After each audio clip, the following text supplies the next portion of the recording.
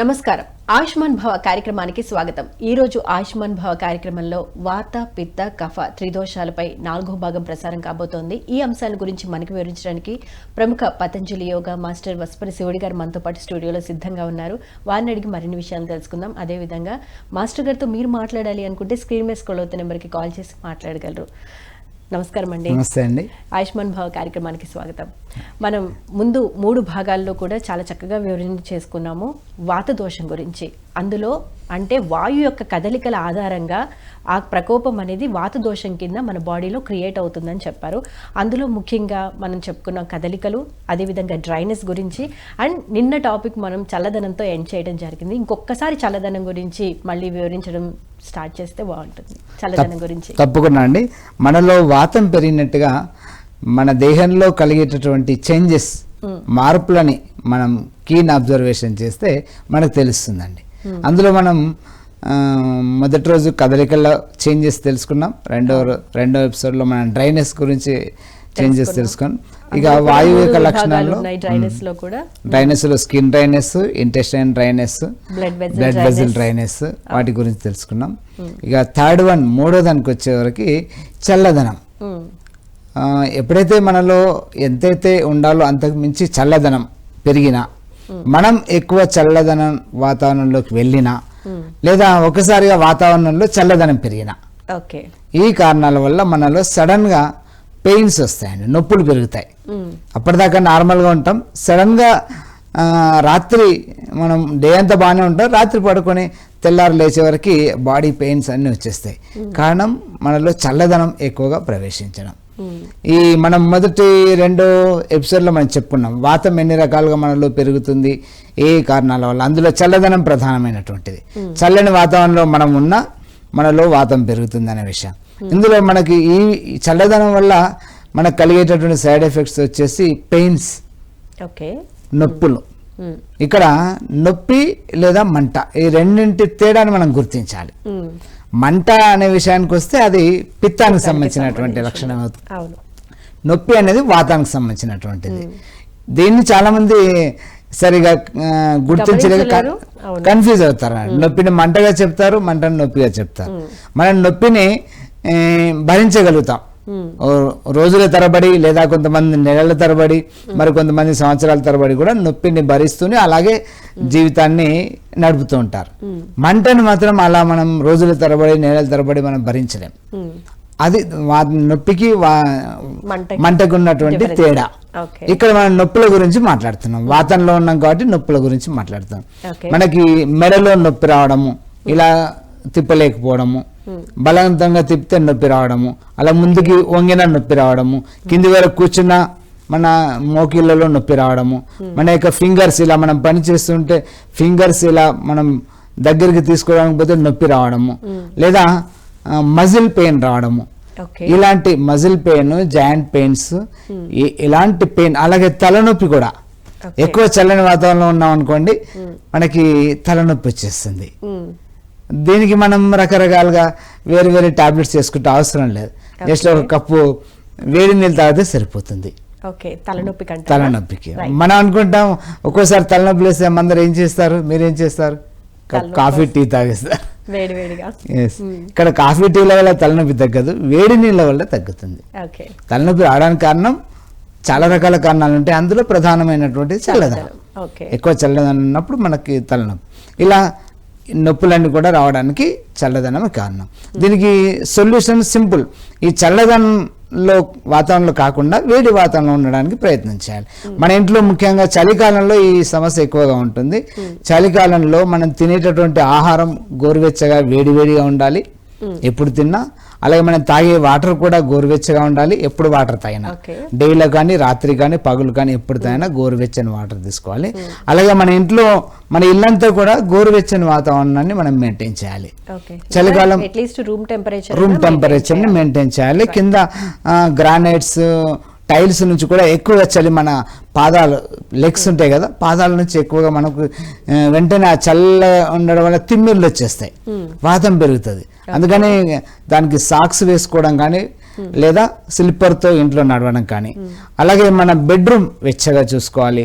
మనం వేసుకునే డ్రెస్ కూడా ఉలన్ దుస్తులు ధరించి చేతులకి గ్లౌజెస్ వేసుకొని ఇలాంటి చల్లదనాన్ని నుంచి మనకు రక్షణ కలిగించేటటువంటి దుస్తులను ధరిస్తూ మనం చల్లదనాన్ని రాకుండా ప్రొటెక్షన్ తీసుకోవాలి. అయితే మాస్టర్ గారు మీరు చెప్పారు అంటే వింటర్ సీజన్లో ఎక్కువగా వాత ప్రకోపం అనేది పెరుగుతూ ఉంటుందని.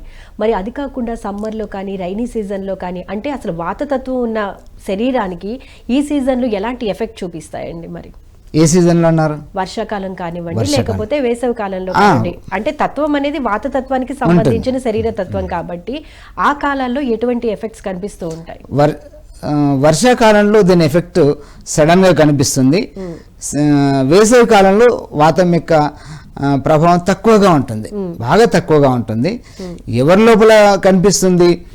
50 years దాటినటువంటి వాళ్ళు. నిజానికి 60 years తర్వాత వాత సమస్యలు రావాలి మనలో.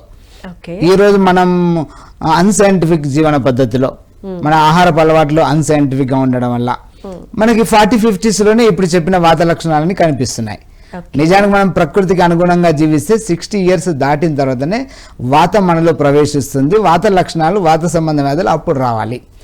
ఇది సమ్మర్లో చాలా తక్కువగా ఉంటుంది, ఎవరికి ఉండకపోవచ్చు. ఇప్పుడు చెప్పినట్టుగా ఎక్కువ ఏజ్ ఉన్నటువంటి వాళ్ళలో కనిపిస్తుంది. వర్షాకాలం విషయానికి వస్తే పగలంతా బాగానే ఉంటుంది వాతావరణం వేడిగా, సాయంత్రం సడన్ గా వర్షం పడింది అనుకోండి, అప్పుడు సడన్ గా వాతావరణం చల్లబడిపోతుంది. అప్పుడు వాతం యొక్క ప్రభావం ఎక్కువగా వస్తుంది. అప్పుడు మనం దాని నుంచి రక్షణ పొందడానికి దాన్ని ఎలా ఫేస్ చేయాలి? వాతం సడన్ గా ఈవినింగ్ వర్షం పడితే చల్లదనం పెరిగితే మనలో ఇప్పుడు చెప్పినటువంటి లక్షణాలు వస్తాయి. పెయిన్స్, బాడీ పెయిన్స్, నీ పెయిన్స్. దానికోసం ఏం చేస్తాం? వర్షం పడితే సడన్ గా వర్షాకాలం అప్పుడైనా వేడివేడిగా ఏదైనా తీసుకోవాలి. అది ఏం తీసుకుంటారు? వేడి నీళ్ళు అని చెప్పారు కదా, మిర్చి పకోడీలు వేస్తారు చూడండి. వర్షం పడినప్పుడు, వర్షాకాలంలో ఎవరైనా ఈవినింగ్ వర్షం పడిందంటే మిర్చి పకోడీలు నూనెలో వేయించినటువంటి, అందులో ప్రధానమైన పచ్చిమిర్చి, అది ఇలా పచ్చిమిర్చి లోనికి పోతే మన లోపల అగ్ని ప్రదీప్తం అవుతుంది. మనకు ఒళ్ళంతా చెమటలు కూడా వచ్చేస్తాయి. ఒక 2 తిన్నామంటే బయటికి చెమట వచ్చేస్తుంది. అంటే లోపల నుంచి అది వేడిని పెంచుతుంది. అలాగే దాంతోపాటు ఆ మిర్చి పకోడీ ఉంది కదా, దాన్ని నూనెలో వేయించడం వల్ల సహజంగా నూనె కూడా వాతాన్ని నిరోధించేటటువంటి పదార్థాల్లో ప్రధానమైనటువంటిది అని చెప్పుకున్నాం. నూనెలో వేయించినటువంటి పదార్థం కూడా వేడిని ఉత్పత్తి చేస్తుంది, అగ్నిని ఉత్పత్తి చేస్తుంది. కానీ వాతావరణం చల్లగా ఉన్నప్పుడు ఇటువంటి వేడి వేడి పదార్థాలను తీసుకోకూడదు అని కూడా కొంతమంది చెప్తూ ఉంటారు. మరి దాని గురించి? తీసుకోవాలి. ఎవరు చెప్పారో మీకు తప్పుగా చెప్పారు. వాతావరణం చల్లబడినప్పుడు ఆ చల్లదనం నుంచి, చల్లదనం సడన్ గా పెరిగితే మనలో వాతం పెరుగుతుంది. వాతానికి విరుగుడు ఏంటి? వేడి పదార్థాలు తీసుకోవడము. అంటే న్యాచురల్ గా వేడిని కలిగించే ఆహార పదార్థాలను తీసుకోవచ్చు, కానీ ఇలాగా అంటే నూనెలో ఫ్రై చేసిన పదార్థాలను తీసుకోకూడదు అనేది వింటూ ఉంటాం కదా. అది ఆరోగ్య సూత్రాలకి సంబంధించిన అంశంగా పరిగణిస్తే, అయితే సమాజంలో అనేక మంది ఎవరికి తోచిన సూత్రాలు వాళ్ళు చెప్తా ఉంటారు. నూనెలో వేయించిన పదార్థాలు తీసుకోకూడదు, సమ్మర్ లో తీసుకోకూడదు. నూనెలో వేయించిన పదార్థాలు ఏవి కూడా సమ్మర్ లో తీసుకోకూడదు. వర్షాకాలం, శీతాకాలం తప్పకుండా తీసుకోవాలి. అంటే ఏదో విధంగా వర్షాకాలంలో ఇప్పుడు నేను చెప్పినట్టు సడన్ గా ఈవినింగ్ వర్షం పడినప్పుడు తీసుకోవాలి. మిగతా డే అంతా తీసుకోవాల్సిన అవసరం లేదు. వర్షం పడితే సడన్ గా వాతావరణం చల్లబడుతుంది. అప్పుడు మిర్చి పకోడీలు మన సాంప్రదాయంలో భాగమే. ప్రతి ఇంట్లో కూడా బయట వర్షం పడిందంటే బాండి పెట్టేస్తారు, పకోడీలు వేయిస్తారు. అది సైన్స్, దాని వెనుక ఉన్నటువంటి సైన్స్. అది వాతం నుంచి రక్షణ పొందేటటువంటి సాంప్రదాయక వంటకం అది. దాన్ని మీరు ఎండాకాలంలో తీసుకోకూడదు, మధ్యాహ్నం తీసుకోకూడదు, ఈవినింగ్ వాతావరణం వర్షం పడదు. ఇక మీరు ఇంకేమడిగారు? నూనెలో వేయించినటువంటి ఎక్కువగా తీసుకోవాలి. ముఖ్యంగా చలికాలంలో వాతం యొక్క ప్రభావం ఎక్కువగా ఉంటుంది. ఆ సమయంలో ఏదో విధంగా నూనె మరియు నెయ్యి, ఈ 2 పదార్థాలు మనకి ఎక్కువగా తీసుకోవాలి. ఎక్కువ తీసుకోవాలంటే ఎలా తీసుకోవాలి? డైరెక్ట్ నూనె తాగలేం కదా. ఇప్పుడు చెప్పినటువంటి పదార్థం ఎక్కువగా చలికాలంలో చేసేటటువంటి పిండి వంటలు అన్ని కూడా నూనెలో వేయించేటివి ఉంటాయి. దాని ద్వారా కూడా నూనె లోనికి వెళ్తుంది, వేడిని పుట్టిస్తుంది, ఈ వాతాన్ని నిరోధిస్తుంది. కాబట్టి ఈ నూనెలో వేయించిన పదార్థాలు తీసుకోకూడదు అనే విషయం సమ్మర్ కి పనికొస్తుంది. మిగతా సీజన్ లో వాతానికి సంబంధించిన నాలెడ్జ్ ఉన్నటువంటి వాళ్ళకి ఈ విషయం అర్థమవుతుంది. వాతానికి సంబంధించిన నాలెడ్జ్, త్రిదోషాస్ గురించినటువంటి నాలెడ్జ్ లేనటువంటి వాళ్ళకి ఈ విషయం తెలియదు. వాళ్ళు చెప్తారు ఇప్పుడు మీరు చెప్పిన మాట. ఓకే, మరి ఇప్పుడు చల్లదనాన్ని తగ్గించి వేడిని కలిగించే ఆహార పదార్థాలు ఏ విధంగా ఉంటాయండి? ఎటువంటి వాటిని తీసుకోవాలి, ఎటువంటి ఆహార పదార్థాలని అవాయిడ్ చేయాలంటారు? ఇక్కడ వాతావరణాన్ని బట్టి ఎప్పుడు తీసుకున్నా ఉదయం పూట వచ్చేసి పగలంతా వాతావరణం వేడిగా ఉంటుంది, చలికాలంలో కూడా ఉదయం పూట డే అంతా వేడిగా ఉంటుంది. అప్పుడు ఉదయం పూట చల్లదనాన్ని కలిగించే ఫ్రూట్స్ కానీ, రైస్ కానీ, రాగి జావ కానీ, వెజిటబుల్ జ్యూస్ కానీ ఉదయం తీసుకుంటాం. ఇక్కడ అంతా కూడా వాతం ఎప్పుడు మన మీద ప్రభావం చూపిస్తుంది, రాత్రి సమయంలోనే చూపిస్తుంది. అందుకని రాత్రి సమయంలో వేడి చేసేటటువంటి పదార్థాలు తీసుకోవాలి. అందులో ప్రధానంగా గోధుమ, వీటికి సంబంధించినటువంటి పుల్కా కానీ, చపాతి కానీ, ఉప్మా కానీ, ఇలాంటివన్నీ రాత్రి సమయంలో తీసుకోవాలి. అలాగే రెండవది సజ్జలు అంటే బాజ్రా. ఈ సజ్జలు కూడా బాగా వేడి చేస్తాయి. దీంతో చేసేటటువంటి సంకటి కానీ, రొట్టె కానీ, లేదా జావ కానీ, ఇవన్నీ రాత్రి సమయంలో తీసుకోవాలి. ఇంకొకటి వేడి చేసేది సిరిధాన్యాల్లో కొర్రలు మరియు అండు కొర్రలు, ఈ రెండు వేడి చేసే తత్వం ఉంటాయి. ఇవి రాత్రి సమయంలో కొర్రలతో చేసినటువంటి ఎలాంటి పదార్థమైనా రాత్రి తీసుకోవచ్చు. ఇప్పుడు చెప్పినట్టు గోధుమ కానీ, కొర్రలు కానీ, సజ్జలు కానీ, ఇవేవి కూడా ఉదయం తీసుకోకూడదు, మార్నింగ్ తీసుకోకూడదు. దానివల్ల పిత్తం పెరుగుతుంది. మనం పిత్తంలోకి వెళ్తే దీన్ని డీటెయిల్ గా డిస్కస్ చేస్తాం. ఇవి వేడిని అంటే ప్రేరేపించే కారకాలు కాబట్టి రాత్రి సమయంలో తీసుకోవాలి. దానివల్ల రాత్రి అంతా చల్లదనం పెరుగుతుంది కాబట్టి మన ఆ చల్లదనాన్ని నిరోధించి అగ్నిని ప్రదీప్తం చేసి మన దేహంలో జీవనక్రియలు సక్రమంగా జరిగేటట్టుగా చేస్తాయి. ఇప్పుడు చెప్పినట్టుగా స్టిఫ్నెస్ రాకుండా చేస్తాయి, నొప్పులు పెయిన్స్ రాకుండా చేస్తాయి, సర్క్యులేటరీ సిస్టమ్ని కరెక్ట్గా చేస్తాయి. అదేవిధంగా ఉదయం పూట తెల్లవారుజామున చలికాలంలో బాగా చలి ఎక్కువగా ఉంటుంది. ఇప్పుడు రాత్రితో కంపేర్ చేస్తే తెల్లవారుజామున ఇంకా ఎక్కువగా ఉంటుంది. ఆ టైంలో చాలా మంది వాకింగ్కి వెళ్తారు. అక్కడ ఆ సమయంలో హార్ట్కి సంబంధించినటువంటి సమస్య ఉన్న వాళ్ళు, 50 years క్రాస్ అయినటువంటి వాళ్ళు ఆ సమయంలో వాకింగ్కి వెళ్ళకూడదు. ఒకవేళ వెళ్ళాల్సి వస్తే కాళ్ళకి చేతులకి ప్రొటెక్షన్ కలిగించే సాక్స్, గ్లౌజెస్ వేసుకొని పైనుంచి కిందికెళ్ళ ఉలన్ దుస్తులు ధరించి చక్కగా చెవులోకి గాలి వెళ్లకుండా రక్షణ మఫ్లర్ లాంటివి ధరించి అప్పుడు వెళ్ళొచ్చు. ఆ విధంగా అలా కాకుండా మామూలుగా మిగతా సీజన్లో వెళ్ళినట్టు వెళ్తే ప్రమాదం కలుగుతుంది. మళ్ళీ వచ్చే వాళ్ళకి పెరాలసిస్ రావడం, మూతి వంకరపోవడము, హార్ట్ సమస్య పెరగడము ఇలాంటివి వస్తాయి. కాబట్టి అలా వెళ్ళకూడదు. ఇక రెండోది, భోజనం చేసిన తర్వాత చల్లని పదార్థాలు ఏది కూడా తీసుకోకూడదు. ఇక్కడ అందరు కూడా ఏం చేస్తాం, భోజనం చేసిన తర్వాత కూల్ డ్రింక్ తాగుతారు కొంతమంది, ఇంకొంతమంది ఐస్ క్రీమ్ తీసుకుంటారు. ఇప్పుడు ఫంక్షన్స్, పెళ్లిళ్ళు ఫంక్షన్స్ అయినాయంటే చక్కటి భోజనం పెడతారు, తప్పకుండా ఒక ఐస్ క్రీమ్ కూడా పెడతారు. భోజనం చేసిన వెంటనే కనుక మనం ఐస్ క్రీమ్స్, చల్వ చేసే పదార్థాలు తీసుకుంటే మనం తిన్నది మొత్తం చెడిపోతుంది, తిరిగి లోపల నుంచి వాతం పెరుగుతుంది. అందుకని ఒకవేళ భోజనం చేసిన తర్వాత ఏమైనా తీసుకోవాలనుకుంటే వేడివేడిగా ఉండేటటువంటి సూప్స్ తీసుకోవచ్చు, వేడివేడిగా ఉన్నటువంటి స్వీట్స్ తీసుకోవచ్చు. ఇది చల్లదనాన్ని నుంచి మనం ఏ విధంగా మనం ప్రొటెక్షన్ తీసుకోగలుగుతాం మనకు తెలిసిన పద్ధతిలో అలా ప్రొటెక్షన్ తీసుకోవాలి. చల్లదనం చాలా ప్రమాదాన్ని కలిగిస్తుంది గుండెకి. మరి చిన్నపిల్లలు ఎటువంటి లక్షణాలు కనిపిస్తూ ఉంటాయండి? వాత ప్రకోపం ఉన్న వాళ్ళకి చల్లదనము ఈ చిన్న పిల్లల్లో ఎటువంటి ప్రకోపానికి? నిజానికి చిన్న పిల్లల్లో వాత ప్రభావం ఉండదండి. 1 to 14 years వరకు పిల్లల్లో వాతం ప్రవేశించదు. అప్పుడు వాళ్ళకి కఫతత్వం ఉంటుంది. 15 years నుంచి 60 years వరకు పిత్త ప్రకృతి ఉంటుంది. వాళ్ళలో కూడా వాతం అంతగా ప్రవేశించదు. ఇప్పుడు అన్సైంటిఫిక్ పద్ధతిలో జీవించడం వల్ల, మన ఆహార నియమాలు మారిపోవడం వల్ల 40-50s లోనే ఇప్పుడు చెప్పిన వాత లక్షణాలు వస్తున్నాయి. అలాంటి వారు ఇప్పుడు చెప్పిన జాగ్రత్తలు తీసుకోవాలి. ఇక 50 years దాటినటువంటి వాళ్ళు అందరూ కూడా సంవత్సరం పొడుగునా రాత్రి కావడంతోనే ఈ వాతానికి సంబంధించినటువంటి జాగ్రత్తలు తప్పకుండా తీసుకోవాలి. ఓకే అండి. సో చల్లదనం గురించి క్లియర్ ఇన్ఫర్మేషన్ ఇచ్చారు. నెక్స్ట్ మనం వాయు యొక్క లక్షణాల్లో చొరబాయడం, ఎంట్రీ. గాలి ఎక్కడ ఖాళీ ఉంటే అక్కడ చొరబడుతుంది. దానికి ఎవరు పర్మిషన్ అవసరం లేదు. ఎగ్జాంపుల్, ఇప్పుడు వాటర్ బాటిల్ ఉంది, మనం ఇందులో సగం వాటర్ తాగామనుకోండి, సగం బాటిల్ వాటర్ ఉంటుంది, మిగతా సగం ఎయిర్ ఉంటుంది. సరిగ్గా ఇలాగే మన బాడీలో కూడా చొరబడుతుంది. దీనికి ఎవరి పర్మిషన్ అవసరం లేదు. ఎగ్జాంపుల్, ఈ చొరబాటు 2 రకాలుగా కలుగుతుంది, 3 రకాలుగా కలుగుతుంది. ఒకటేమో మనం వేగంగా జర్నీ చేసినప్పుడు, బస్సులో కానీ, బైక్లో కానీ, ట్రైన్లో కానీ మనం వేగంగా జర్నీ చేస్తాం. ఇప్పుడు వేగంగా జర్నీ చేసినప్పుడు గాలి వేగంగా మన శరీరానికి తగులుతుంది. ఆ సమయంలో మనలో చొరబడుతుంది. ఎలా? స్కిన్ ఉంటాయి కదా, చర్మ రంధ్రాలు, దాని ద్వారా రంధ్రాలు, స్వేద రంధ్రాల ద్వారా గాలి చొరబడుతుంది. ముఖ్యంగా చెవుల ద్వారా ఎక్కువగా చొరబడుతుంది. ఓకే, ఇది ఒక పద్ధతి చొరబడడం. అలాగే మనం ఫ్యాన్ కింద పడుకుంటాం, ఫ్యాన్ కింద హై స్పీడ్ లో పెట్టుకుంటాం, దాంతో కూడా మనకు వేగంగా మనలో వాయువు చొరబడుతుంది. రెండోది ఎక్కువగా ఫాస్టింగ్స్, ఉపవాసాలు ఉంటారు చూడండి. ఓకే, ఉపవాసంలో పుట్ట ఖాళీగా ఉంటుంది, ఎక్కడ ఖాళీ ఉంటే అక్కడ చొరబడుతుందని ఇంతకుముందే చెప్పుకున్నాం మనం. ఉపవాసాలు ఎక్కువగా ఫాస్టింగ్ చేసినప్పుడు కూడా వాయువు చొరబడుతుంది. ఇది అనేక సమస్యలకు దారితీస్తుంది. ఈ రెండింటిని మనం డీటెయిల్ గా డిస్కస్ చేద్దాం. ముందుగా ఈ వేగం వల్ల వాయువు చొరబడడం, మనం వేగంగా జర్నీ చేసినప్పుడు కానీ, లేదా వేగంగా మనం ఇక్కడనే ఉన్నాం, వేగంగా గాలి మన వైపు వచ్చింది, ఎలా వస్తుంది? కూలర్ కానీ ఫ్యాన్ కానీ వస్తుంది.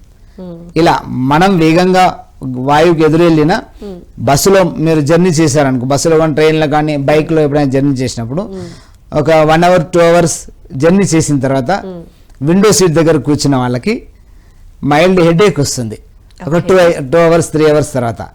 ఎప్పుడైనా మీకు అనిపించింది? జర్నీ చేసినప్పుడు హెడేక్ వచ్చింది. కాలర్ ఉన్నారండి, కాలర్ తో మాట్లాడదాం. హలో హలో హలో, నమస్తే అండి. మీ పేరు ఎక్కడి నుంచి మాట్లాడుతున్నారు? నా పేరు రమాదేవి. ఓకే, ఈత మొక్కల నుంచి మాట్లాడుతున్నాను. ఓకే అండి, ప్రాబ్లం ఏంటండి? నాకు థైరాయిడ్ ఉంది మేడం. ఓకే, దాని తర్వాత మోకాళ్ళ నొప్పులు, బ్యాక్ పెయిన్ అవి వచ్చినాయి. టెస్ట్ చేయించుకొని కీళ్ళవాతం అని చెప్పారు. ఓకే, మీ వయసు ఎంత అండి? 42 years. ఓకే అండి, మాట్లాడండి. ఇంకేమన్నా డౌట్? రమాదేవి గారు చెప్పండి సార్. ఇప్పటిదాకా ఇంతకుముందు మనం 3 ఎపిసోడ్లు చెప్పుకున్నాం. దానికంటే ముందు ఇంతకుముందు ఎపిసోడ్స్ కూడా ఒకసారి వినట్ మీకున్నటువంటి ఏం చెప్పారు? థైరాయిడ్కి రాగి జావ తీసుకోకూడదు, మీరు కొత్తిమీర జ్యూస్ ఉదయం తీసుకోవాలి, ఈవినింగ్ అయితే ధనియా కషాయం తీసుకోవాలి. అందుకని మీరు ఇంతకుముందు 2-3 ఎపిసోడ్స్ చెప్పాం కదా, అవి ఒకసారి వినండి. ఇంకేం చెప్పారు? కీళ్ళవాతం, దాన్ని రుమటైడ్ ఆర్థరైటిస్ అంటారు. అంతే చెప్పారా డాక్టర్స్? ఏం చెప్పారు? మీకు ఎలా కీళ్ళలో వేళ్ళు దగ్గరికి ముడుచుకోకుండా ముడిస్తే నొప్పిగా ఉంటుందండి? నొప్పిగా ఉంటుందా? ఇలా మీరు వేలు ఎప్పుడు నా ఫింగర్స్ ఎప్పుడు విరుచుకోవాలని అనిపిస్తుంది, సౌండ్ వస్తా ఉంటాయి. నిద్రలో కూడా అంతే, నిద్రలో కూడా ఎప్పుడు విరుచుకోవాలని. ఓకే, మీరు వేడి వాతావరణంలో ఉండండి. రాత్రి కావడంతో మీకు ఈ సమస్య ఇంకా పెరుగుతుంది. మీరు దినంలో ఉదయం సాయంత్రం ఒకసారి ఎండలో ఉండడానికి ట్రై చేయండి. ఎండ తగ్గితే కూడా మీలో వాతం పెరుగుతుంది. అలాగే మీరు తీసుకునే ఆహారం కూడా ఇప్పుడు చెప్పినట్టుగా గోరువెచ్చని నీళ్ళే తాగాలి. ఎప్పుడైనా వేడి చేసే ఆహారమే తీసుకోవాలి. వేడిగా ఉండే ఆహారం తీసుకోండి. రాత్రిపూట ఇప్పుడు నేను చెప్పాను కదా, ఇప్పటిదాకా మీరు ఒకసారి వినండి. రాత్రి సమయంలో వేడి చేసే పదార్థాలు తీసుకోండి. రాత్రి సమయంలో మీరు అన్నం తిన్నారనుకోండి, మీకు వాతం ఇంకా పెరుగుతుంది. రాత్రి ఏం తీసుకుంటారు మీరు? ఏం టిఫిన్ చేస్తారు? అలా తినకూడదండి. ఇడ్లీ దోశ అవి ఆ ఇడ్లీ చేసేది వరితో చేస్తారు కాబట్టి రాత్రిపూట తినకూడదు. పుల్కా కానీ తీసుకోండి, లేదా సజ్జ రోటి కానీ తీసుకోండి. నెక్స్ట్ ఆసనాలు కావాలంటే మీరు నా నెంబర్ డిస్క్రిప్షన్లో ఉంటుంది, నాకు తర్వాత కాల్ చేయండి, అప్పుడు మాట్లాడతాను. ఇక్కడ మాట్లాడదామండి. హలో హలో హలో, నమస్తే అండి. నమస్తే అండి, మీ పేరు ఎక్కడి నుంచి మాట్లాడుతున్నారు? నా పేరు లక్ష్మి అండి, రాబాద్ నుంచి మాట్లాడుతున్నాను. ఓకే లక్ష్మి గారు, చెప్పండి ప్రాబ్లం ఏంటో మాస్టర్ గారికి. ఒళ్ళంతా పట్టేసినట్టు నొప్పులుగా ఉంటున్నాయండి. ఎప్పటి నుంచి అండి? 2 సంవత్సరాల నుంచి. మీ వయసు ఎంత అండి? 45. 45లోనే మీకు వాతం వచ్చేసిందా? రాత్రిపూట ఏం తింటారు? మోషన్ ఫ్రీగా ఉంటుందా ఉండదా మీకు? ఉంటుందండి, మోషన్ ఫ్రీగా అవుతుంది. మోకాళ్ళు నడుస్తుంటే పట్టుకు మన సౌండ్ వస్తుంది. అరుగుదల వచ్చింది మీకు? పీరియడ్స్ వస్తున్నాయా, ఆగిపోయినాయా? అయిపోయినాయండి. ఆగిపోతే మీకు కాల్షియం వేగంగా తగ్గిపోతుంది, కాల్షియం అబ్జార్ప్షన్ జరగదు. కాబట్టి మీరు చున్నం ఉదయం సాయంత్రం ఒక గురిగింజంత చున్నం మజ్జిగలో కానీ పెరుగులో కానీ కలిపి తీసుకోండి. అలాగే నువ్వుల లడ్డు తీసుకోండి. రాత్రి ఏంటిదండి ఏం సున్నం సున్నం అండి, ఆ ఆకులు తాంబూలంలో తీసుకుంటాం కదా సున్నం. సున్నం. సున్నమా? తాంబూలం వచ్చింది దానికోసం అండి, మధ్యతరగతి మహిళల కోసమే ఈ తాంబూలం సాంప్రదాయం వచ్చిందండి. పీరియడ్స్ అయిపోయినటువంటి వాళ్ళు రోజు తాంబూలం తీసుకోవాలి. తీసుకుంటే ఈ కీళ్ళ అరుగుదల తక్కువ ఉంటుంది, కాల్షియం లభిస్తుంది. నువ్వులు నల్ల నువ్వుల లడ్డు రాత్రిపూట ఒకటి తీసుకోండి. దాని గురించి ఇంతకుముందు కూడా మనం చెప్పాము. ఇంకా మీకు మోషన్ ఫ్రీగా ఉండడానికి ఇంతకుముందు ఎపిసోడ్స్ లో చెప్పాము, అవన్నీ కూడా మళ్ళీ వినండి మీరు ఒకసారి. ఓకే అండి, ఇప్పుడు చొరబట్టం గురించి మనం మాట్లాడుకుంటున్నాము, ఎక్స్ప్లెయిన్ చేస్తారా? మనకి 2-3 రకాలుగా వాయువు చొరబడుతుందని చెప్పుకున్నాం. వేగంగా మనం జర్నీ చేసినప్పుడు 2-3 అవర్స్ జర్నీ చేసిన తర్వాత విండో సీట్ దగ్గర కూర్చున్న వాళ్ళకి, అంటే చెవిలో గాలి బాగా దూరినటువంటి వాళ్ళకి తలనొప్పి వస్తుంది, హెడేక్ వస్తుంది. అప్పుడు ఏం చేస్తారు? అందరు హెడేక్ వస్తే కప్పు కాఫీ టీయో తాగుతారు, తలనొప్పి తగ్గిపోతుంది. అందరు అనుకుంటారు టీ కాఫీలు తాగితే తలనొప్పి తగ్గుతుంది, అందరు సెట్ అయిపోయారు, మైండ్ సెట్ ఫిక్స్ అయిపోయారు. అలా నిజానికి టీ కాఫీలతో తలనొప్పి తగ్గదు. టీ కాఫీలు ఎక్కువగా తాగితే డైజెస్టివ్ సిస్టమ్ స్లో అవుతుంది, అనేక రకాల సైడ్ ఎఫెక్ట్స్ వస్తాయి. వేడి నీళ్ళు తాగితే వెంటనే తలనొప్పి తగ్గుతుంది. టీలో ఎలా ఉంటుంది? టీ వేడివేడిగా ఉంటుంది, అందుకని ఆ వేడివేడిగా ఉండే ద్రవం తాగితే తగ్గుతుంది. ఏ ద్రవం తాగినా తగ్గుతుంది. వేరే నీళ్లు టీ కాఫీలు అంత టేస్ట్గా ఉండదు కాబట్టి మనం టీ కాఫీలు తాగుతాం. ఇది అందుకే ఏం చేయాలంటే జర్నీ చేసినప్పుడు వాయు విండో సీట్ దగ్గర కూర్చున్న వాళ్ళు చెవులు దూది పెట్టుకొని కూర్చోవాలి, దూది పెట్టుకొని జర్నీ చేయాలి. బైక్ మీద రైడింగ్ చేస్తే ఇప్పుడు ఎలాగో హెల్మెట్ వచ్చేసింది, హెల్మెట్ యూజ్ చేస్తే ఆ సమస్య ఉండదు. హెల్మెట్ యూజ్ చేయలేదు అనుకోండి, చెవులో దూది పెట్టుకొని జర్నీ చేయండి, బస్సులో కానీ విండో సీట్లో కానీ చేసుకుంటే. అలాగే మన డ్రెస్ కూడా ఎలా ఉండాలి? ఫుల్గా ఉండాలి. ఈ హాఫ్ షర్ట్ ఉన్నాయనుకోండి చొరబడుతుంది. ఇలా చొరబడినటువంటి వాయువు ఏం చేస్తుంది? మన లోపల వాతాన్ని పెంచి బాడీలో స్టిఫ్నెస్ పెంచుతుంది, పెయిన్స్ కూడా పెంచుతుంది. ఇక నెక్స్ట్ అన్నిటికంటే భయంకరంగా మనలో వాతాన్ని పెంచేది, ఇప్పుడు ఏది జర్నీ చేయకుండా ఇంట్లో ఉంటేనే వాతం పెంచుతుంది, ఫ్యాన్. అందరి ఇళ్ళల్లో ఫ్యాన్ ఉంటుంది, అందరూ ఫ్యాన్ కిందనే పడుకుంటారు నేరుగా. ఫ్యాన్ లేకుండా ఎవరు పడుకునే పరిస్థితి లేదు. ఆ ఫ్యాన్ కూడా హై స్పీడ్లో పెట్టుకొని పడుకుంటారు. లో ఉంటే కూడా ఎవరు పడుకోరు, నిద్ర కూడా రాదంట. ఆ హై స్పీడ్లో ఫ్యాన్ నుంచి వచ్చిన గాలి నేరుగా మన చెవుల్లోకి దూరుతుంది, మన స్కిన్ ద్వారా బాడీలోకి దూరుతుంది. పొద్దున్నే లేవడంతోనే మెడంతా స్టిఫ్నెస్ వచ్చేస్తుంది, వాయువు చొరబడింది. ఇప్పుడు బెలూన్లో మనం గాలి వదిలితే ఎలా ఉంటుందండి? బెలూన్ ఉబ్బిపోతుంది, అది మనం వంచితే వంగదు అసలు. అందులో గాలి తీసేస్తే మనం చెప్పినట్టుగా వంగుతుంది.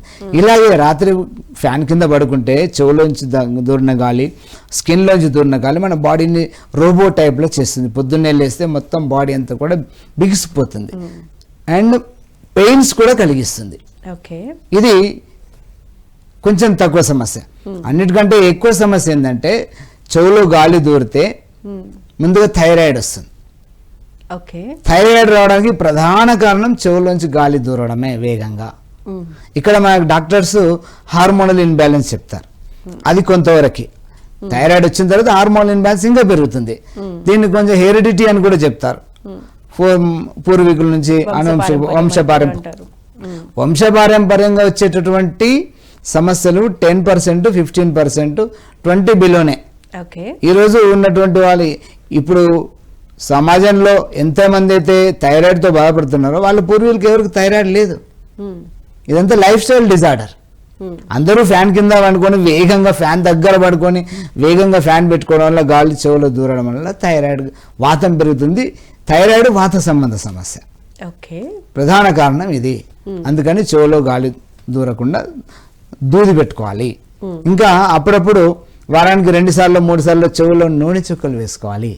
వేసుకుంటే నూనె వాతాన్ని వాయువుని లోనికి చొరబడకుండా నిరోధిస్తుంది. చిన్నప్పుడు మన అమ్మమ్మ నాన్నమ్మ వాళ్ళు మనకు స్కూల్కి వెళ్తుంటే వేసేవాళ్ళు. మీకు వేశారా? మాకైతే వేశారు. స్కూల్ చలికాలం వచ్చిందంటే రోజు చెవులో నూనె వేసి స్కూల్కి పంపించేవాళ్ళు. చలికాలం వచ్చిందంటే తల అంతా కూడా గుడ్డ కట్టి పంపించేవాళ్ళు, చల్లగాలి లోనికి దూరకుండా. ఇలాంటి జాగ్రత్తలు ఈ త్రిదోషాస్ గురించి, వాతం గురించి మన పూర్వీకులకు మనకంటే బాగా తెలుసు. మనకు అస్సలు తెలియదు, మనకు జీరో. అందుకే మనం ఇన్ని రోగాల పాలవుతున్నాం.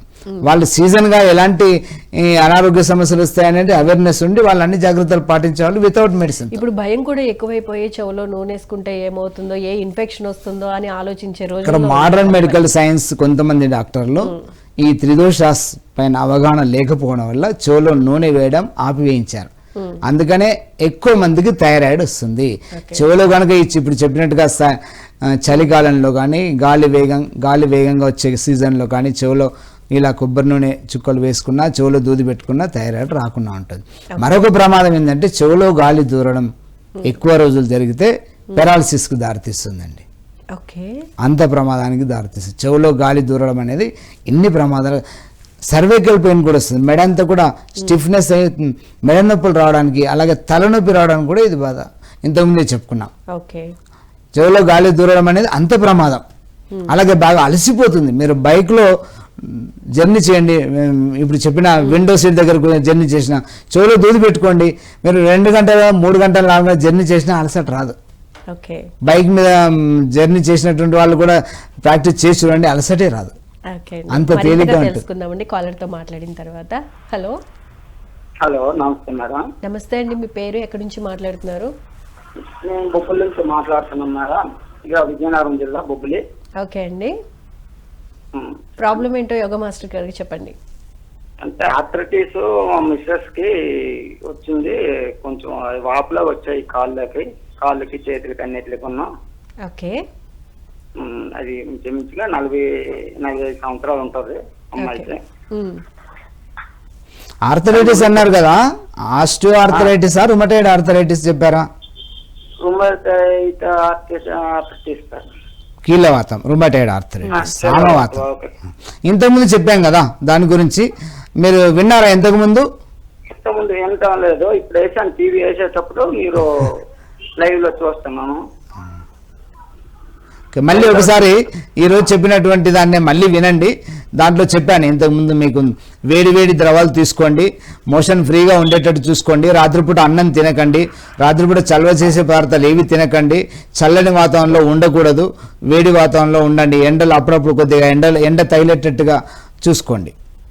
ఓకే అండి, థ్యాంక్స్ ఫర్ ది కాలింగ్. మళ్ళీ మొత్తం వినండి, ఎపిసోడ్ వింటే మీకు తెలుస్తుంది. నెక్స్ట్ కాలర్ తో మాట్లాడదామండి. హలో నమస్తే అండి, మీ పేరు, ఎక్కడి నుంచి మాట్లాడుతున్నారు? సూర్యాపేట జిల్లా అండి, తుంగతుర్తి మండలం, తూర్పుగూడెం గ్రామం. ఓకే అండి, పేరు? గుళ్ళ మల్లయ్య. ఓకే మల్లయ్య గారు, ప్రాబ్లం ఏంటో మాస్టర్ గారికి చెప్పండి, మాట్లాడండి. చెప్పండి మల్లయ్య. హలో సార్, చెప్పండి. దురద 5-6 సంవత్సరాలు అయింది, పొలాలకు వెళ్తే కాళ్ళకు దురద వస్తాం సార్, దాన్ని తగ్గించడానికి ఎన్ని మందులు వాడినా కరెక్ట్ కావట్లేదు. మందులు వాడారా? ఏం చెప్పారు ఎందుకని చెప్పారు? అది గడ్డి వల్ల అది దురద వస్తుంది, గడ్డిలకు వ్యవసాయం పని పోవద్దని అంటే మేము వ్యవసాయం పని చేస్తాం. ఓకే, మీకు ఇది మోషన్ ఫ్రీగా ఉంటుంది ఆ రోజు? ఫ్రీగానే ఉంటుంది సార్. ఖాళీ అవుతుంది ఆ రోజు పూర్తిగా? ఒకసారి ఖాళీ అవుదా మళ్ళీ చూసుకోండి. సొరకాయ కాకరకాయ జ్యూస్ తీసుకోండి. మోషన్ సరిగా లేకున్నా దురదొస్తుంది, స్కిన్ అలర్జీ వస్తుంది. తర్వాత రెండోది, మీలో వేడి బాగా పెరిగి ఉన్నా కూడా స్కిన్ ఇన్ఫెక్షన్ వస్తుంది, దురదొస్తుంది. నీళ్లు సరిగా తాగుతారా? ఎన్ని లీటర్లు తాగుతారు రోజు నీళ్లు? రోజు 2 లీటర్లు తాగుతాం సార్. సరిపోదండి, 4 లీటర్లు తాగాలి నీళ్లు. 4 లీటర్లు తాగండి. ఉదయం పూట కొబ్బరి బోండం తీసుకోండి. వేడి ఎక్కువగా ఉంటే కూడా మన లోపల దురద పెరుగుతుంది. మీరు స్వీట్స్ ఏమైనా తీసుకుంటారా? బెల్లం ఎక్కువగా తీసుకుంటారా? లేదు సార్, తినం. బెల్లం తినకండి. కోకోనట్ వాటర్, పొద్దుడు కొబ్బరి బోండం తాగండి. మధ్యాహ్నం సమయంలో మజ్జిగ తాగండి. అలాగే ఉదయం పూట రాగి జావ తాగండి. ఓకే అండి, నెక్స్ట్ కాలర్తో మాట్లాడదామండి. హలో. ఓకే అండి, మీకు మల్లయ్య గారు, మీరు ఇప్పుడు చెప్పాను కదా, మోషన్ ఫ్రీగా చేసుకోండి ముందు. రైట్ అండి, థ్యాంక్స్ సో మచ్ కాల్ చేసినందుకు. ఓకే, మన టాపిక్లోకి వెళ్ళిపోదామండి. చొరబడ్డం గురించి మాట్లాడుతున్నారు. సో మనం జర్నీ చేయాలి అనుకున్నప్పుడు మనం ఎటువంటి ప్రికాషన్స్ తీసుకోవాలి, అందులో చెవులో దూదిని పెట్టుకోవాలి, ఫుడ్ విషయంలో ఎటువంటి జాగ్రత్తలు తీసుకోవాలంటారు? ఇక్కడ మనం నెక్స్ట్ దాంట్లోకి వెళ్తాం. ఓకే, ఈ చొరబడడం మనం 2-3 విధాలుగా చెప్పుకున్నాం కదా. స్కిన్ ద్వారా చొరబడడం, చెవుల ద్వారా దూరడం. ఈ రెండు కూడా, ఒకటి ఫ్యాన్ ద్వారా, ఒకటి జర్నీ చేయడం ద్వారా. ఇలా ఈ రెండింటిని మనం ఆ రెండు దూరకుండా అంటే చెవులో దూది పెట్టుకోవడం, డ్రెస్ వేసుకోవడం, జాగ్రత్తలు తీసుకోవడం. ఇక చొరబడంలో మూడోది ఉపవాసం, ఫాస్టింగ్. ఈ ఉపవాసాల విషయానికి వస్తే కొంతమంది చాలా ఎక్కువ ఉపవాసాలు ఉంటారు. దానికి 2-3 రకాల కారణాలు ఉంటాయి. ఒకటేమో ఆధ్యాత్మిక, దేవుడికి మొక్కుల గురించి, పూజల గురించి, ఆధ్యాత్మిక చింతనలో ఎక్కువగా ఉపవాసాలు ఉంటారు. మరికొంతమంది వెయిట్ ఎక్కువగా ఉన్నారు, వెయిట్ తగ్గాలని ఉపవాసాలు ఎక్కువగా ఉంటారు.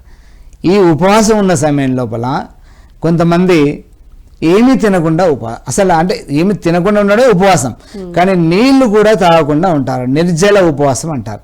ఈ నిర్జల ఉపవాసం చేయకూడదు. ఓకే. ఉపవాసం ఫాస్టింగ్ ఉన్నప్పుడు మనం ఆధ్యాత్మిక చింతనలో ఉన్న బరువు తగ్గడానికి మనం ఫాస్టింగ్ చేసిన ఆహారం తీసుకోకుండా నీరు తీసుకోవాలి. ఈ నీరు కూడా తీసుకోకుండా వాటర్ తాగకుండా ఉండడం వల్ల ఖాళీ ఏదో ఏర్పడుతుందో ఆ ఖాళీలోకి వాయువు చొరబడుతుంది. ఆ ఖాళీలో చొరబడినటువంటి ఈ ఉపవాసం సమయంలో ఖాళీలో చొరబడినటువంటి వాయువు అనేక సమస్యలను సృష్టిస్తుంది. ఇంతకుముందు చెప్పిన పద్ధతిలో చెవుల ద్వారా దూరినటువంటి వాయువు కూడా ఇలాంటి సమస్యలను సృష్టిస్తుంది. ఇక్కడ ప్రత్యేకంగా ఇలా కడుపులో జరబడినటువంటి వాయువు దేహం అంతా తిరుగుతూ ఉంటుంది. ఒకసారి ఇక్కడ పట్టేస్తుంది, మనకి మధ్యాహ్నం సాయంత్రానికి మళ్ళీ ఈ పక్కకు వస్తుంది, ఇంకొకసారి ఇక్కడ వస్తుంది. ఇలాంటి ఎక్స్పీరియన్స్ అవుతూ ఉంటాయి చాలా మందికి. ఇప్పుడు మన ఇళ్ళల్లో కూడా మన పెద్దవాళ్ళని అడిగితే కూడా చెప్తారు ఈ విషయం. ఒకసారి పొద్దున ఈడ పట్టేసింది, ఈడ నొప్పి వస్తుంది అంటారు, ఇంకో సాయంత్రానికి ఇక్కడ తిరిగింది అంటారు. వాయువు మనం మొదటి రెగ్యులర్ గా ఉపవాసాలు చేసే వాళ్ళలో ఇలాంటి లక్షణాలు కనిపిస్తాయి. తిరుగుతాం, వాయువు లోనికి చెరబడుతుంది కదా స్టమక్లోకి, అది దేహం అంతా తిరుగుతూ ఉంటుంది, తిరిగి పట్టేస్తుంది. ఎక్కడైతే వాయువు జామ్ అవుతుందో అక్కడ స్టిఫ్నెస్ వస్తుంది, మజిల్ పెయిన్ అంటాం మనం. ఇలా మనం తిరగడానికి రాదు అసలు. ఇలా మనం తిరగడానికి పోయామనుకోండి ఈ పక్కన బాగా పెయిన్ వచ్చేస్తుంది. ఆటోమేటిక్గా అది ఎండ వాతావరణానికి వచ్చేవరకు అక్కడ నుంచి కదిలి ఇంకొక ప్లేస్కి అవుతుంది. ఇలా ఒకే రోజులో 2-3 ప్లేసెస్లో మార్చి పట్టేసి నొప్పిని కలిగించడము, బిగుసుకుపోవడము, ఇబ్బంది పెట్టడము, ఈ లక్షణాలన్నీ దేని ద్వారా వస్తాయంటే వాయువులోనికి చొరబడడం. ప్రధానంగా ఫాస్టింగ్ ఉపవాసం ఉన్నప్పుడు లోనికి చొరబడిన వాయువు ఇలా దేహం అంతా తిరుగుతూ ఇబ్బందుల్ని కలిగిస్తుంది. ఓకే. మరి కొంతమంది చెప్తూ ఉంటారు లంకడం పరమౌషధం ఏమీ తీసుకోకుండా ఒక 2-3 రోజులు, అంటే వారంలో 2-3 రోజులు కనుక బాడీని అలా వదిలేస్తే కనుక అన్నీ సెట్ అవుతాయి, డైజెషన్ దగ్గర నుంచి అన్నీ సెట్ అవుతాయి అని అంటూ ఉంటారు. అది 100% కరెక్ట్. లంకనం పరమౌషధం. కానీ లంకనం అంటే ఆహారాన్ని మానివేయడమే లంకనం, నీరు మానివేయడం కాదు. ఎంత నీరు తీసుకోవాలంటారు? నీరు ప్రతి గంటకి ఒకసారి ఒక గ్లాస్ గోరువెచ్చని నీళ్లు తీసుకోవాలి. గోరువెచ్చని నీళ్ళు ఇక్కడ నేను చెప్తున్నాను, చల్ల నీళ్లు కూడా తీసుకోకూడదు. కొంతమంది ఉపవాసం ఉన్నప్పుడు ఫ్రూట్ జ్యూసెస్ తాగుతారు, చల్లని ద్రవాలు లేదా ఫ్రూట్స్ కానీ ఫ్రూట్ జ్యూసెస్ కానీ, అది కూడా రాంగ్. అలా తీసుకుంటే సమస్య ఇంకా పెరుగుతుంది, వాతం పెరుగుతుంది. ఫాస్టింగ్ ఉన్నప్పుడు చల్లని చేసే ద్రవాలు కానీ చల్లని ద్రవాలు కానీ ఫ్రూట్స్ కానీ ఫ్రూట్ జ్యూసెస్ కానీ తీసుకోకూడదు. గోరువెచ్చని నీళ్ళే తీసుకోవాలి. చల్ల నీళ్లు కూడా కాదు, గోరువెచ్చని నీళ్ళే. గంటకి ఒకసారి ఒక గ్లాస్ తీసుకోవడము, లేదా 2 గంటలకు ఒక గ్లాస్ తీసుకోవడం. అంటే ఒక్కొక్కరి శరీరాన్ని బట్టి ఉంటుంది. ఒక పని బాగా చేస్తున్నారు అనుకోండి, గంటకు ఒక గ్లాస్ అవసరం పడుతుంది. ఏ పని లేకుండా ఉన్న వాళ్ళకి 2 గంటలకు ఒక గ్లాస్ అవసరం పడుతుంది. అలా 2-3 గంటలకు ఒకసారి ఆ గ్లాసు నీళ్ళల్లో 1-2 స్పూన్లు తేనె, కొంత నిమ్మరసం కూడా తీసుకోవచ్చు. తీసుకుంటే వీక్నెస్ రాకుండా, మన ఆహారం తీసుకోం కదా, గ్లూకోజ్ కావాలి కదా, మన దేహంలో జీవనక్రియలు జరగడానికి గ్లూకోజ్ కావాలి. మన గ్లూకోజ్ అందకపోతే హెడేక్ స్టార్ట్ అవుతుంది. అందుకని మధ్య మధ్యలో తేనె, 2 స్పూన్ల తేనె, కొంత నిమ్మరసం కూడా కలిపి తీసుకోవచ్చు. ఎసిడిటీ ఉన్న వాళ్ళు నిమ్మరసం తీసుకోకూడదు, ఖాళీ తేనె నీళ్ళు తీసుకుంటే సరిపోతుంది. ఇది దానికి విరుగుడు. నిర్జల ఉపవాసం అనేది లేనే లేదు. ఇక్కడ ఇప్పుడు మీరు అన్నారు కదా లంకనం పరమ ఔషధం. ఫాస్టింగ్ అనేది మన పూర్వీకులు ఎంతో సైంటిఫిక్ గా ఆలోచించి రీసెర్చ్ చేసి మనకు అందించారు. మాస్టర్ గారు మీరు చెప్తున్నారు ఉపవాసం తీసుకునేటప్పుడు, అంటే ఉపవాసం చేయాలి అనుకునేటప్పుడు తీసుకోవాల్సిన జాగ్రత్తల గురించి, అందులో ప్రతి గంటకి కొంచెం వేడి నీళ్లు తీసుకోమని చెప్తున్నారు. గోరువెచ్చని నీళ్లు. ఇంకేం చేయాలంట? అందులో మధ్యలో 2 గంటలకు ఒకసారి 3 గంటలకు ఒకసారి 1-2 స్పూన్ల తేనె యాడ్ చేసుకుని, సమస్య లేని వాళ్ళేమో నిమ్మరసం కొద్ది అందులోనే కొద్దిగా తినని నిమ్మరసం కూడా కలుపుకొని తాగొచ్చు. ఇది నీరసం రాకుండా ఉంటుంది, బ్రెయిన్ కి గ్లూకోజ్ తగినంతగా అందుతుంటుంది, మనకి మిగతా మన యాక్టివిటీస్ చక్కగా చేసుకోవచ్చు. ఇక్కడ నిర్జల ఉపవాసం చాలా మంది ఏం చేస్తారంటే పచ్చి మంచినీళ్ళు కూడా ముట్టుకోకుండా ఉపవాసం చేస్తారు. ఇది రాంగ్ అండి, ఇది చేయకూడదు. నిజానికి ఉపవాసం అనేది మన పూర్వీకులు మన ఆరోగ్యం కోసమే రీసెర్చ్ చేసి మన ఆరోగ్యం కోసమే ఇచ్చారు. అంటే వారంలో కనీసం ఒక రోజు మన బాడీ లోపల ఇంటర్నల్ ఆర్గాన్స్కి రెస్ట్. ఇంటర్నల్ ఆర్గాన్స్ అంటే జీర్ణాశయం, డైజెస్టివ్ సిస్టమ్ సంబంధించినటువంటి ఆర్గాన్స్, జీర్ణాశయము, pancreas, liver, and intestine. Okay. ఈ 4 అంతా కూడా డైజెస్టివ్ సిస్టంలో ఉన్నటువంటి ఆర్గాన్స్. వీటికి రెస్ట్ ఇవ్వడం, ఇంకా తిన్నటువంటి ఆహారాన్ని జీర్ణం చేసేది జీర్ణాశయము, ప్యాంక్రియాస్, లీవరు అండ్ ఇంటెస్టైన్. వీటికి ఇప్పుడు మనము 24 hours మనం కంటిన్యూగా పని చేసామనుకోండి, ఎంతసేపు చేస్తాం మనం? అలసిపోతాం. రాత్రి అంతా మనం పడుకుంటాం కదా, రాత్రి అంతా మనం నిద్రపోయితేనే మళ్ళీ పొద్దున్నే మనకి ఎనర్జీ సరిపోతుంది పని చేయడానికి. ఈ ఆర్గాన్స్ కూడా అంతే అండి. వారంలో మనం రోజు ఉదయం, మధ్యాహ్నం, రాత్రి 3 పూటలు భోజనాన్ని ఇస్తున్నాం. భోజనం తింటాం, మనం పడుకుంటాం, కానీ లోపల ఆర్గాన్స్ పని చేస్తూనే ఉంటాయి. వాటిని అరిగించడము, ఫిల్టర్ చేయడము, అందులో ఏమైనా టాక్సిన్స్, కెమికల్స్, పాయిజన్ లాంటివి ఉంటే దాన్ని అబ్జర్ప్షన్ చేసుకొని ఫిల్టర్ చేసి మన లివర్ చేస్తుంటుంది. అందులో పోషక విలువల్ని అబ్జర్ప్షన్ చేసుకోవడం ఇంటెస్టైన్ చేస్తుంది. ఇవన్నీ జరుగుతూనే ఉంటాయి. మనం నిద్రపోతాం కానీ లోపలన్నీ జరుగుతూనే ఉంటాయి. ఇలా నాన్ స్టాప్గా వర్క్ చేస్తూ ఉంటే ఏదో ఒక రోజు తొందరగా డ్యామేజ్ అవుతాయి, బలహీనపడతాయి, డ్యామేజ్ అవుతాయి. అందుకని వారానికి ఒకరోజు వాటికి రెస్ట్ ఇవ్వడం కోసమే మన పూర్వీకులు ఈ ఫాస్టింగ్ అనే ఉపవాసం అనే పద్ధతిని ప్రవేశపెట్టారు. అది దేన్ని బేస్ చేసుకొని? ఆరోగ్యాన్ని బేస్ చేసుకొని ప్రవేశపెట్టారు.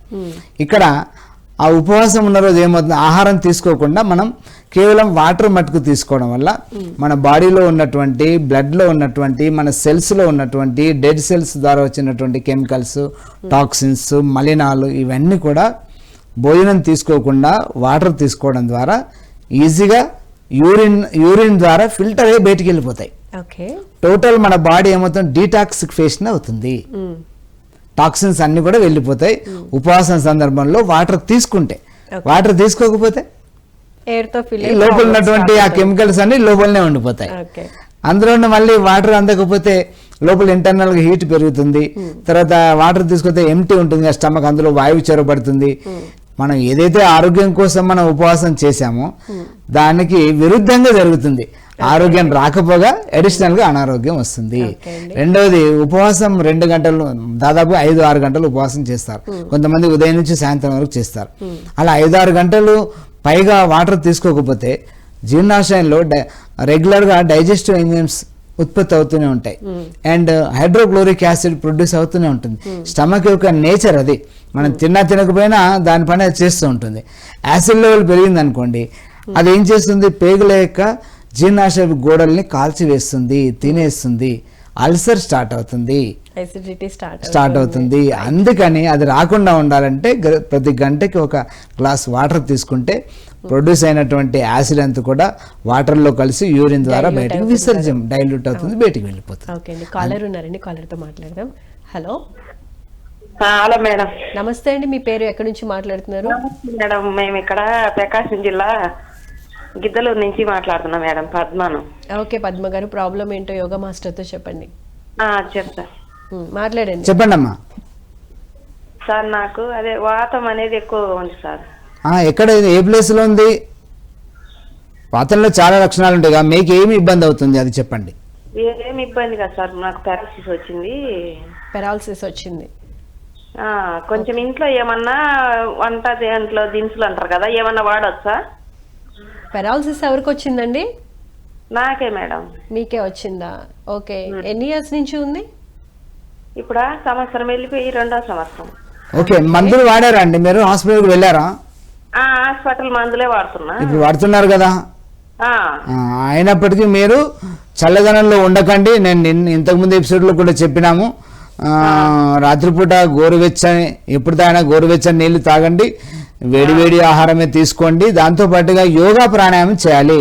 మీ ఉన్నటువంటి పెరాలసిస్ తగ్గాలంటే యోగా ప్రాణాయామాలు అద్భుతంగా పనిచేస్తాయి. దానికోసం మీరు తర్వాత నాకు డిస్క్రిప్షన్లో నెంబర్ ఉంటుంది, కాల్ చేయండి, ఎలాంటివి చేయాలనేది చెప్తాను. ఓకే, ఇక్కడ సమయం సరిపోదు. థ్యాంక్ యూ సో మచ్ అండి. రైట్, ఇప్పుడు ఉపవాసం గురించి మాట్లాడుకుంటున్నాం కాబట్టి ఎటువంటి జాగ్రత్తలు తీసుకోవాలి ఉపవాసం సమయంలో? ఇంతకుముందు చెప్పుకున్నట్టుగా 5-6 గంటలు మనం నీళ్లు తాగకుండా ఉంటే మన బ్లడ్ కూడా చిక్కబడుతుంది, బ్లడ్ లోపల కెమికల్ లోడ్ పెరుగుతుంది, అది కిడ్నీల పైన బర్డెన్ పెరుగుతుంది, నెమ్మదిగా కిడ్నీలో పనిచేసే సామర్థ్యం కోల్పోతుంది, క్రియాటినైన్ పెరుగుతుంది, కిడ్నీ ఫెయిల్యూర్కు దారితీస్తుంది. ఎన్ని రకాల సమస్యలు 5-6 గంటలు 7-8 గంటలు నీళ్ళు తాగకుండా ఉంటే ఇన్ని సమస్యలు. ఏదైతే ఆరోగ్యం కోసం మనం ఉపవాసం చేసామో అది లభించకపోగా అదనంగా అనారోగ్యం కలుగుతుంది. అందుకని ఉపవాసం చేసినప్పుడు తప్పకుండా గోరువెచ్చని నీళ్లు ప్రతి గంటకు ఒక గ్లాస్ తాగుతుండాలి. ఇక్కడ ఈ ఉపవాసాన్ని మన పూర్వీకులు మామూలుగా ఆరోగ్యం గురించి చేయండి అని చెప్తే పూర్వకాలం నుంచి కూడా మన వాళ్ళు అంతగా పాటించే వాళ్ళు కాదు. వేల సంవత్సరాల నుంచి మన దేశంలో భారతీయులు ఎక్కువగా ఆస్తికులు, అంటే భగవంతుని పైన నమ్మకం ఎక్కువగా ఉంటుంది, ఆధ్యాత్మిక చింతనలో ఉంటారు. దీన్ని భగవంతునితో జోడించారు మన పూర్వీకులు, శాస్త్రవేత్తలు జోడించి ఉపవాసం చేసి భగవంతుని పూజ చేయాలని జోడించారు దీనికి. దానివల్ల మనం అందరం ఫాలో అవుతున్నాం ఉపవాసం చేయడం అనేది. నిజానికి దాని వెనుక ఉపవాసం వెనుక ఉన్నదంతా కూడా సైన్సే. మన ఆరోగ్యాన్ని కాపాడుకునేటటువంటి, శరీరాన్ని శుద్ధి చేసేటటువంటి ఈ యంత్రం అంతా కూడా శుద్ధి చేసే ప్రక్రియ జరుగుతుంది. అందుకనే దేవుడితో జోడించారు. ఏ దేవుడు మిమ్మల్ని అడగలేదు నిర్జల ఉపవాసం చేయమని, ఏ ఆధ్యాత్మిక గ్రంథాల్లో లేదు. మీరు యజ్ఞం చేసినా, హోమం చేసినా, ఇంకే పూజ చేసినా, ఇంకెంతటి నిష్ఠతో చేసేటటువంటి మీరు కొంతమందికి బాగా కోరికలు ఉంటాయి. ఎంత కఠినంగా ఉపవాసం చేస్తారంటే ఇప్పుడు చెప్పిన నిర్జల ఉపవాసం అలా చేయకండి. అలా ఉపవాసం చేయడం మంచిదే, కానీ ఆ ఉపవాసం అనేది ఏంటంటే గంటకి నీళ్లు తీసుకుంటూ గోరువెచ్చని నీళ్లు తాగాలి. అదే విధంగా కొంచెం తేనె, నిమ్మరసం కూడా కలుపుకొని తాగొచ్చు. ఒకవేళ కనుక అల్సర్ లాంటివి ఏదైనా ఉంటే కనుక నిమ్మరసాన్ని అవాయిడ్ చేయండి. Right, thank you so much అండి. చాలా చక్కగా వివరించారు. వాత ప్రకోపాలకి సంబంధించిన విషయాలకి సంబంధించి, అందులో కూడా చల్లదనం గురించి వివరించారు. అందులో కూడా సెగ్మెంట్స్ చాలా చక్కగా వివరించినందుకు ధన్యవాదాలండి. అండ్ మా కాలర్స్ అడిగిన ప్రశ్నలకు కూడా చాలా చక్కగా సమాధానాలు వివరించినందుకు ధన్యవాదాలండి. థ్యాంక్ యూ సో మచ్ అండి. చూసారు కదండి, ఇది ఇవాళ ఆయుష్మాన్ భవ కార్యక్రమ విశేషాలు. మరో ఎపిసోడ్లో మళ్ళీ కలుసుకుందాం. అంతవరకు చూస్తూనే ఉండండి PMC. నమస్కారం.